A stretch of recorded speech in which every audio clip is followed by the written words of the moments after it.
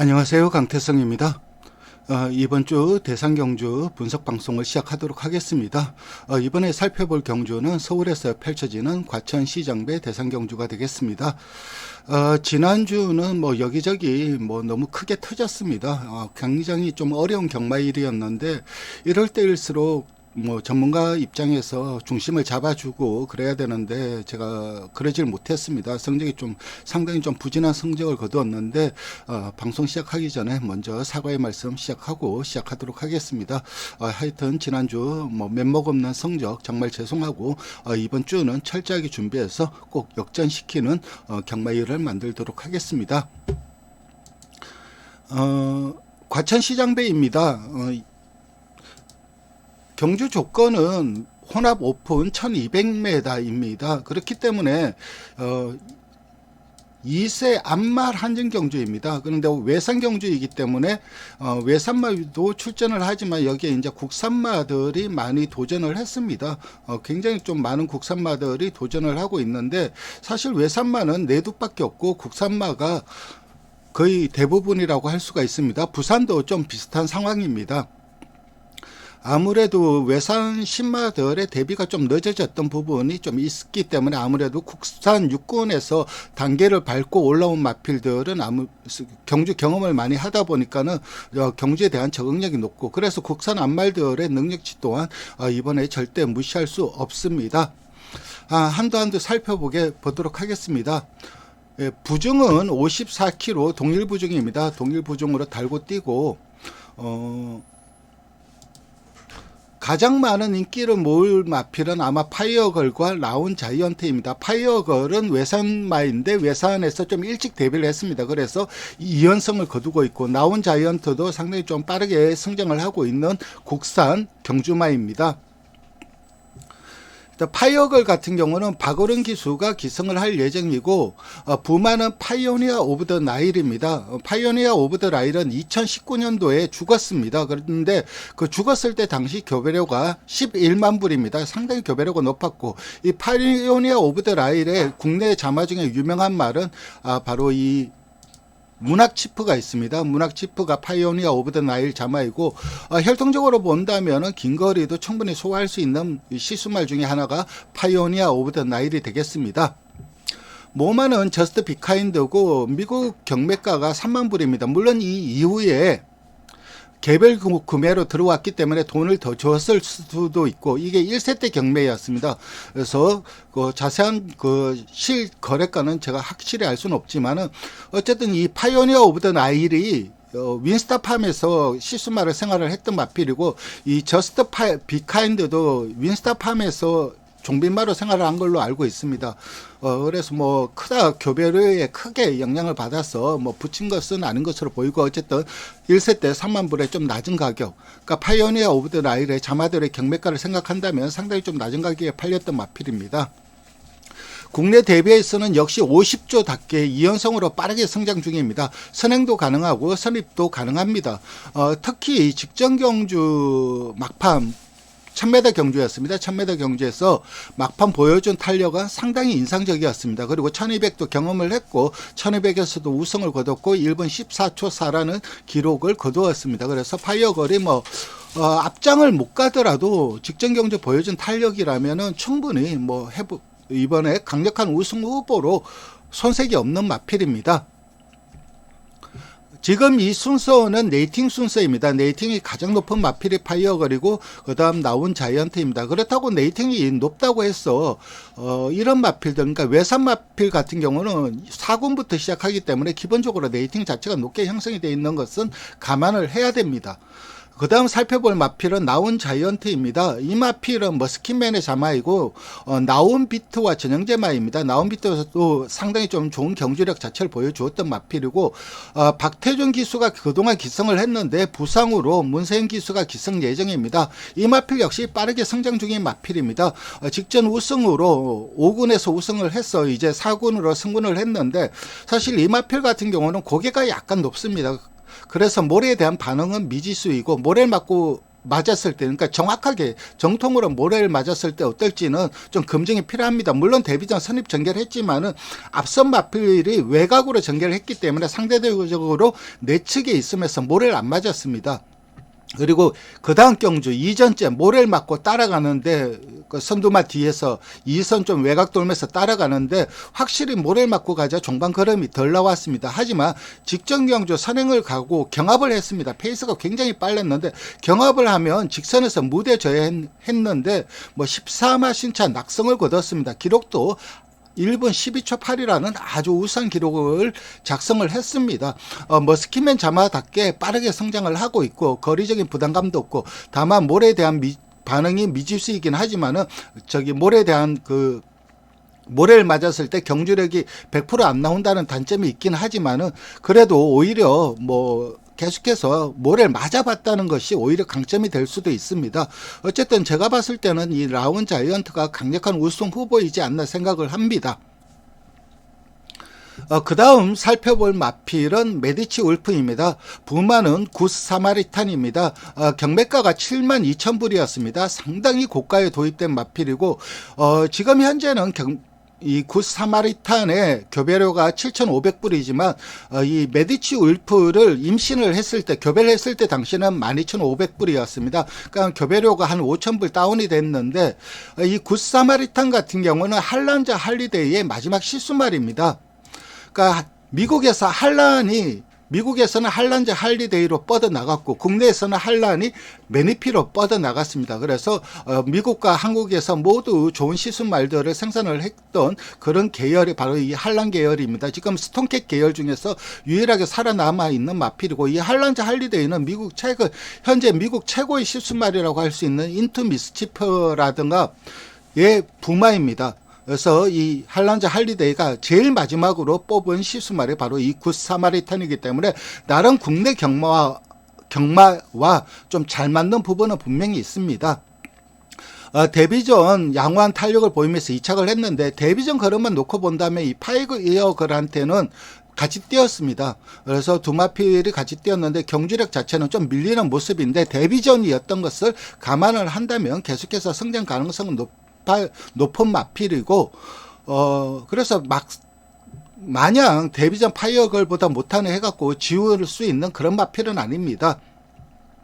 유성환 기수가 기승 예정이고 훈련 시 이 와우와우와 병합을 하는데 상당히 스피드가 좋아 보입니다. 이 와우와우도 스피드가 좋은 마필입니다. 그래서 훈련 시 순간 스피드가 상당히 좋은데 그 마필에게 밀리지 않는 스피드를 보여주고 있기 때문에 이 메디치 울프도 이번 경주 좀 조심을 해야 될 마필 중에 하나입니다. 스타일렛이 많은 인기를 끌 것 같습니다. 빅토르 기수가 기승을 예정이고 직전 경주 확실히 선행을 가니까 많이 뛰는 모습이었습니다. 그러니까 선행을 가거나 선행마 옆에 붙거나 선두에서 모래를 안 맞는 전개를 펼쳐야 이 마필은 최상의 경주력이 나올 수 있는 마필이고 직직전 편성이 강하기는 했지만 선입에서 모래를 맞으니까는 좀 밋밋한 모습이었습니다. 거기에다가 이 답보변환 발을 못 바꾸는 단점도 있고 그래서 저는 이 인기마 중에서 이 스타일렛은 좀 약하게 봅니다. 그 다음 살펴볼 마필은 퓨리오사입니다. 부마는 카우보이 칼이고 모마는 노저 네이티브입니다.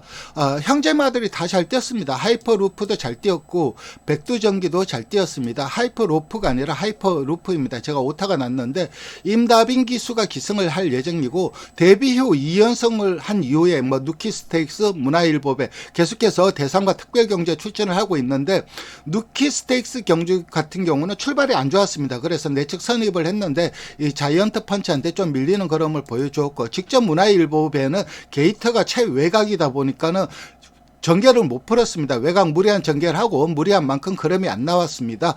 훈련 시 상태감은 이상이 없지만 어린 마필이 계속해서 대상을 치르면서 좀 부하가 걸린 부분, 지친 부분은 분명히 있지 않을까 생각을 합니다. 이런 것은 부하가 걸리거나 지친 것은 훈련 시 상태감으로는 잘 판단이 안 됩니다. 근데 경주 실전에는 그렇게 나오는데 예를 들어서 어제 그 대통령배 대상 경주가 있었습니다. 위너스맨이 부러졌는데 이 위너스맨 같은 경우는 부러질 이유가 하나도 없었습니다. 훈련도 괜찮았고 전개도 잘 풀었고 근데 직선에서 걸음이 안 나왔습니다. 그 이유를 뭐 여러 가지 이유가 있겠지만은 제가 보는 관점에서는 애가 지쳤다. 그게 제 이유입니다. 그러니까 작년 10월부터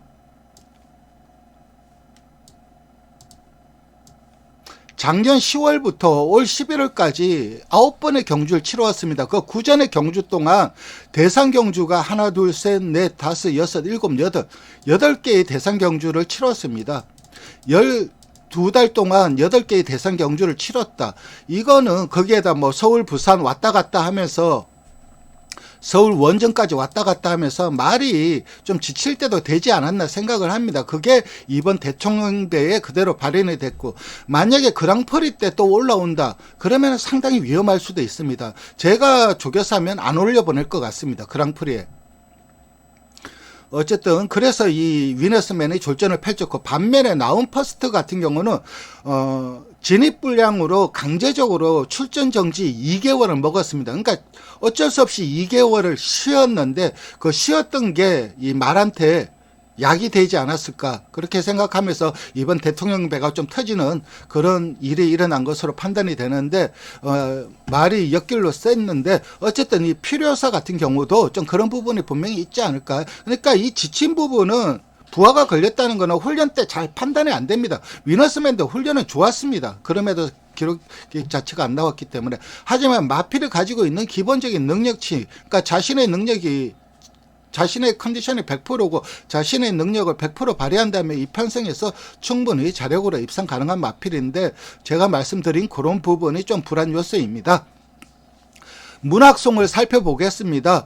장치열 기수가 기성을 했고 뭐 이탈리걸 자마입니다. 그래서 상당히 좀 좋은 순발력과 단거리에서 좀 좋은 경주력을 보여줄 것으로 생각이 되었는데 주행검사가 워낙 여유가 있었습니다. 그래서 데뷔전 강하게 인기를 모았고 선행을 갔는데 종반 힘 부족을 보였습니다. 1000m에서 힘 부족을 보였는데 아무래도 페이스가 너무 빨랐습니다. 그리고 그게 또 데뷔전이고 그러다 보니까 종반 힘 부족을 보인 것 같은데 아직은 조금은 더 힘이 차야 될 것 같고 선두권이 상당히 치열합니다. 그래서 이미 마필이 인게이트면 선행을 갈 가능성이 높은데 편하게 선행은 못 갈 것 같습니다. 거기에다가 1200으로 거리까지 늘어났기 때문에 앞으로 혼합 4군, 외산 4군 단거리에서는 경쟁력을 보여줄 수 있는 마필이긴 하지만 이번에는 좀 너무 빠른 마필들이 많아서 어려운 싸움이 예상이 됩니다. 그리고 50조에서 동반 출전을 하고 있는 마필이 바로 50조가 아닙니다. 정호익 조교사가 동반 출전을 하고 있는 마필이 이 티즈킨입니다.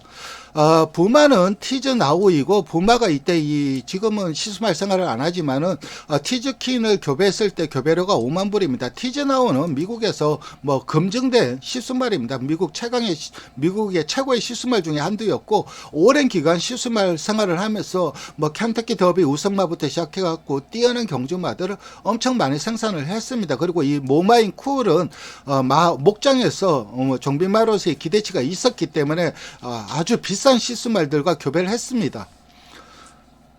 안토니오 기수가 기성을 할 예정입니다. 그리고 능검과 주행검사도 받았고 그리고 연습 주행도 했습니다.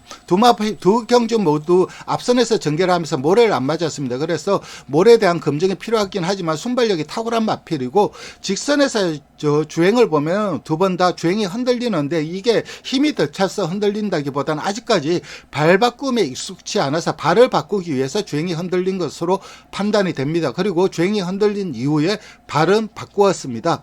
아직 채찍시 꼬리를 흔드는 악백이 약간 있어 보입니다. 그러니까 연습 주행과 주행검사 모두 채찍을 안 댔습니다. 하지만 결승 다 와서 채찍을 대보는데 채찍시 꼬리를 좀 흔드는 악백이 좀 보였고 그렇지만 이마필의 훈련 시 순간 스피드가 상당히 좋아 보입니다. 그래서 이번 경주 최대 복병은 데뷔전을 치르는 이 티즈킨이 되지 않을까 생각을 합니다. 물론 모래에 대한 검증 그리고 데뷔전은 어떨지 그런 미지수가 존재를 하긴 하지만 그래도 우리가 흔히 하는 말로 싹수가 있습니다. 경주 말로 싹수가 있기 때문에 이 티즈키는 복병으로 좀 조심을 해야 될 마필입니다.